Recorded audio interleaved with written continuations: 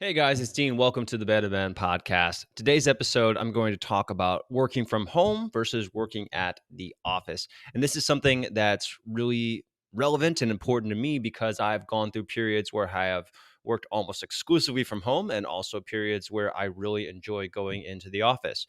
So for you, if you're fortunate enough to be able to have this choice, whether to work from home or work at the office, then you might find that working from home is great for you and that you're really healthy and you're mentally really well off. You might also find that if you work from home a lot, that you don't enjoy that separation and you're stressed more. So, for some people, even if you don't have the ability to work from home, you might actually be better off because you're working at an office and you have a clear distinction between work and home boundaries, especially if you don't have any time or to transition from going from the end of a workday to the beginning of your home life. You might just still be kind of in work mode. Actually, it's just kind of relevant, but my wife surprised me at my office last week. So she came into the studio and said hi, and it felt really weird. It felt almost like she was intruding because I am a different person when I am working versus when I am at home and, being a husband and a father. And so she came in and it didn't I didn't have the same warmness that I normally would if I would see her at home. I felt like I was almost being interrupted. And so, there are for me, I have different kind of modes. I have work mode and I have home mode. And so it has been helpful to me to have, at this period of my life right now, it's more helpful for me to have that separation between work and home life. So it's nice that I'm able to work from home if I need to. So if I have other stuff going on that day, if it's only, if I only have 2 hours to work or something like that, maybe I have other appointments, maybe I have obligations to the family, maybe I'm taking care of my kids, um, then it doesn't make sense for me to go into the office. Then it's nice that I can work from home, that I can still get some things done, but I'm not going to be able to do it to the extent, to the level of intensity or the level of focus that I normally would if I were at the office. Another story. So today, for example, I came into the office.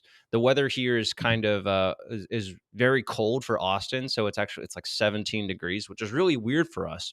And so a lot of things shut down. People aren't recommended to go on the roads.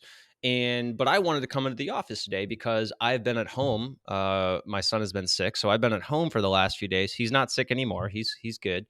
Um, but I've been at home for the last few days, and I knew that for me personally, I would be mentally better off and probably physically better off if I came into the office for a few hours and worked here instead of working from home.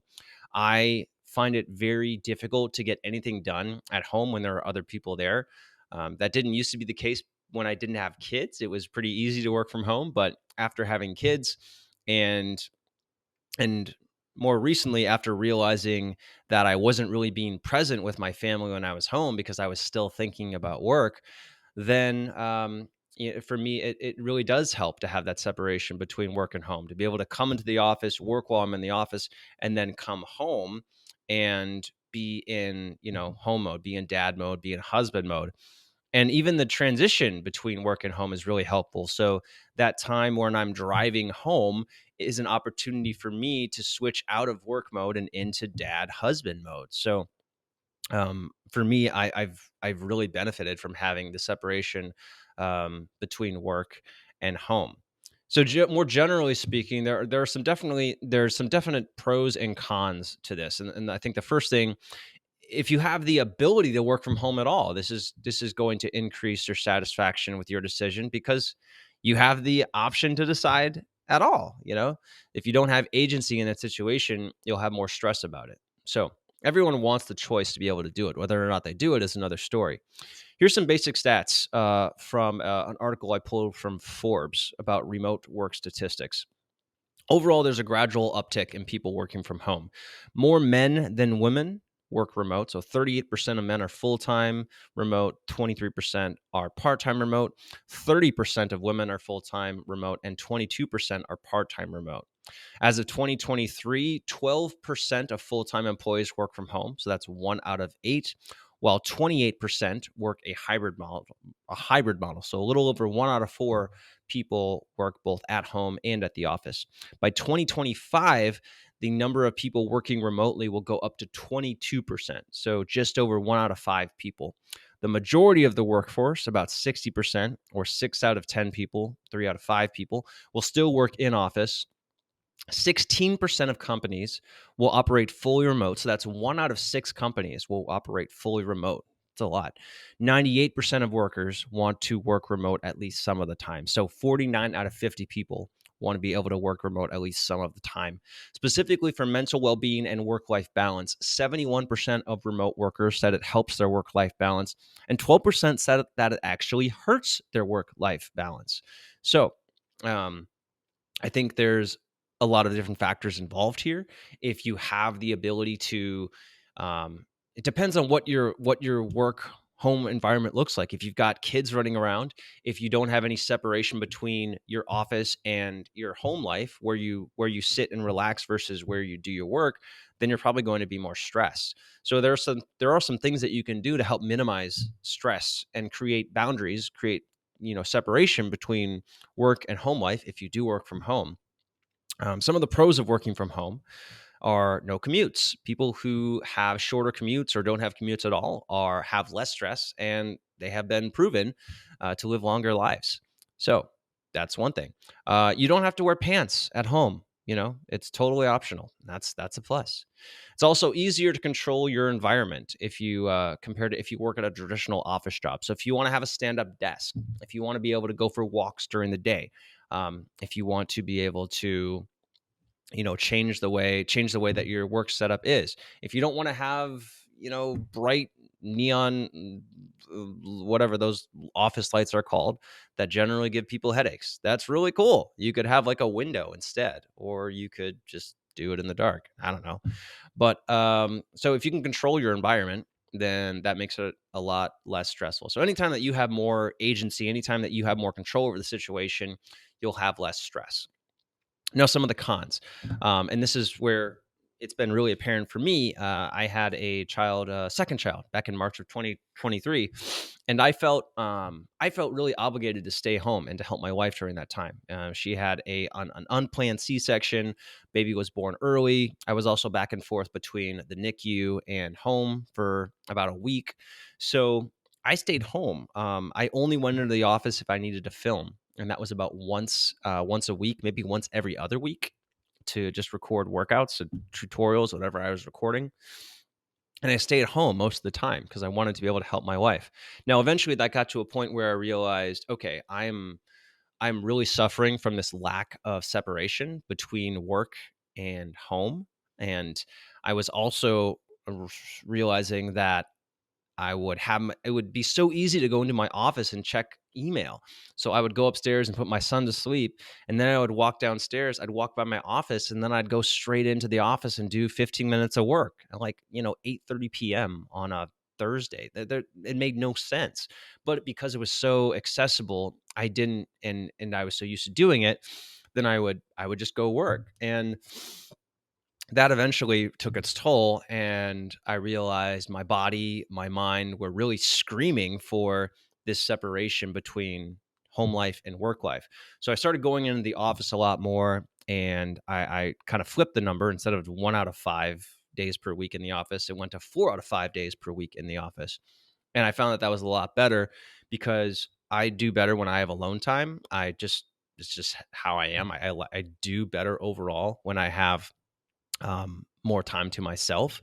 So, and I also, just the nature of my work, what I do with Manful Yoga, it's very creative stuff. We have meetings, a couple times per week where I will be talking with other people, but for the most part, it's me working on my own. It's me working just as an individual. So I'm able to get a lot more done when I'm just working on my own. So if I am having the ability to work from home is nice if I need to be at home, but also need to get things done. So, if I have a team meeting or something like that, if I have another meeting, if I have a phone call, then I can do all of that and still be pretty present for work when I'm at home. But if I'm doing something on my own that's self-guided, self-directed, it's really difficult for me to focus. So I do like coming into the office for those types of things, especially since I have kids too. There's noise in the background. I hear babies crying. I hear, sometimes my son is screaming for something. Maybe my wife is, frustrated about something. So I hear things, and I'm just kind of a sensitive guy. So when I hear other people, doing things, then I feel responsible for that. So if I hear my wife is upset, or I hear Maylee crying, then I'm like, it just really takes me out of my focused mode, and I just can't get things done. So for me now, I'm really trying to spend more time in the office, because I can just get a lot more done. So, anyways, I kind of sidetracked there, but those are the pros. You don't have commutes, you don't have to wear pants, and you can control your environment. Some of the cons: fewer barriers between your work life and your home life, and this can make it really hard to shut off work mode. I talked about this, but spending way too much time on the computer. Even if I turned it off, that was what worked. That was what helped for me. I started turning my computer off after I was done at the end of the day, and that really helped me. Um, but there was still the temptation to use it, and because I could see the area where I was working, and sometimes I would even bring my computer into the living room to work. And there was just this lack of separation between work life and home life, and I had difficulty separating work Dean from husband and dad Dean. It didn't really work well for me. So, anyways, it's good for your productivity in the short term, if you're able to get more done at home. But in the long term, probably not, because you are creating more stress, and your overall mental well-being is going down, and you probably won't be as effective as a worker in that state. People are also getting burnt out from a lack of face-to-face interaction. So part of work is having interactions, right? Having, meeting with other people, having conversations in real life. And if you don't do that, and your work turns to an all productivity and no interaction based thing, then you're probably going to derive less overall satisfaction from it. And the considering that the number one factor in your overall health is the quality of your relationships, if they're all digital based, then you might not have that great relationships, and that could also impact your overall well-being.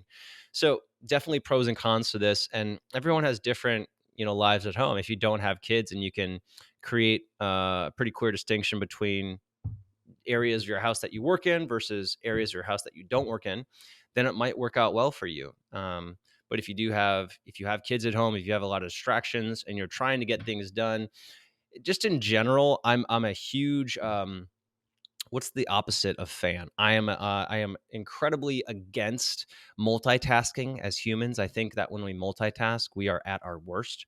So if you are, if you're trying to watch your kids, but you're also like working, it's not going to go well, and you're going to be stressed. You're going to be impatient with your kids.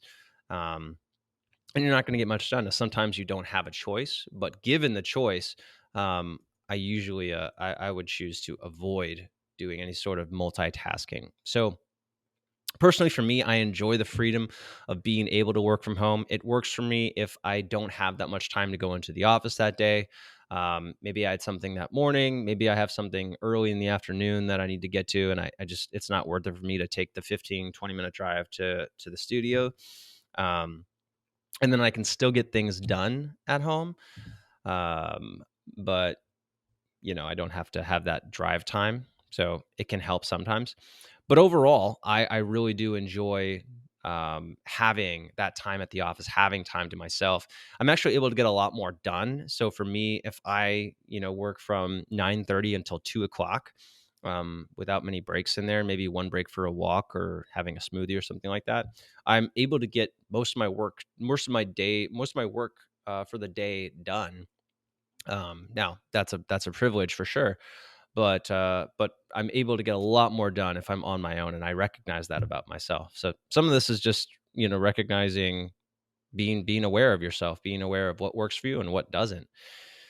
So again, personally, productivity goes down significantly. I also don't like that there are very few boundaries. One thing in particular is there's no transition between work life and home life. Sometimes I will be working from home and I'll work right up until 5:30, and then I'll finish and I'll walk out of the office, and now I'm instantly into dad mode. And because there's no transition, I end up not being a great parent that night. I'm less patient. I'm more forceful. I'm just not in, a good space to be able to good parent, because I had no transition between my work life and my home life. Also for me, creative work or intensive work, I don't like being at home. I need to be in the office to really do that well. So, yeah, so I think for me overall, I like to be in the office to work. It is helpful to have the option to work from home, but there are also definitely things that you need to do, to make sure that your work from home life is healthy. So a few things: designate specific areas for work. So if you have the ability to work from home, if you're working from home primarily, I would make sure that I would make sure that you have a specific space, a specific setup that is set for work, and you don't use that space for anything other than work. Um, so if it's an office, then you only use your office for work. You don't sit on the couch to work and also sit on the couch to relax. It makes it too easy to go back to work mode. I would also create buffers between work and home life, and I talk about these. I talked about these in the past. I like this concept from Cal Newport, the work shutdown process.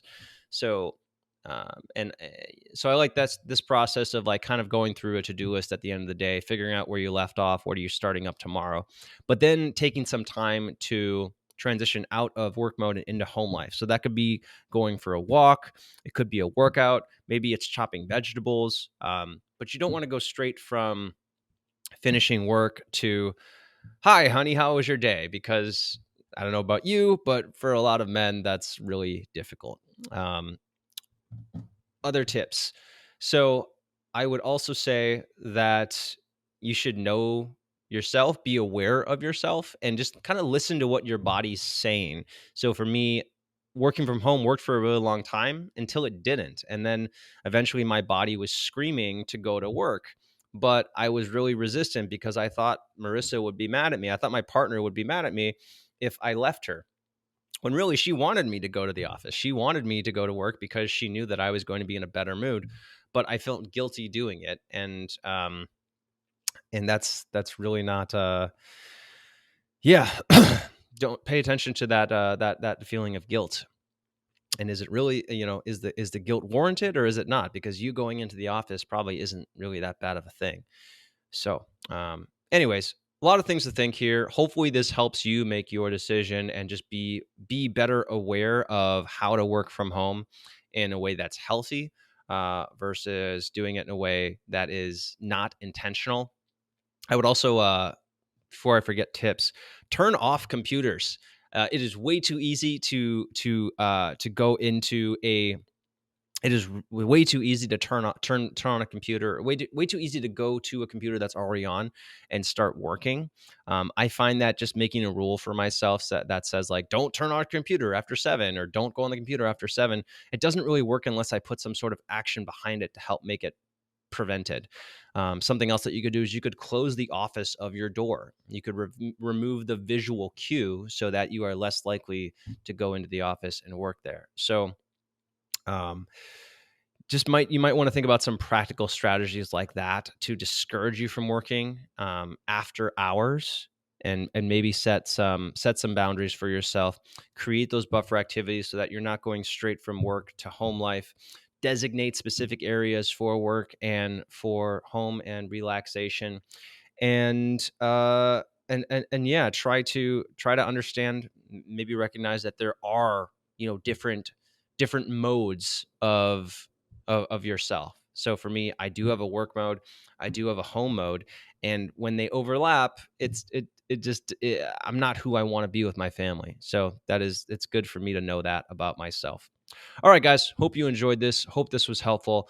um I'll be looking forward to seeing you guys on future episodes of the Better Man podcast. If you haven't already, please consider leaving a review. You can do that on the Apple Podcast app or through the Spotify app or Google Podcast or Stitcher, or wherever you listen to podcasts. So if you haven't started Manful Yoga yet, I do have a free 7-day challenge for men. This is great for learning yoga, for following along to a basic 7-day program, understanding what the poses are for, how they can help you. You can sign up for that. Link in the show notes, or go to manfulyoga.com/7DC. Okay, guys, thanks for listening. I'll see you on the next episode. Bye. If you like that episode, check out this other one right here. I think you're really going to enjoy it. If you haven't subscribed, click this subscribe button over here, and you can listen to the full episodes on any major podcasting platform. Full details below in the description.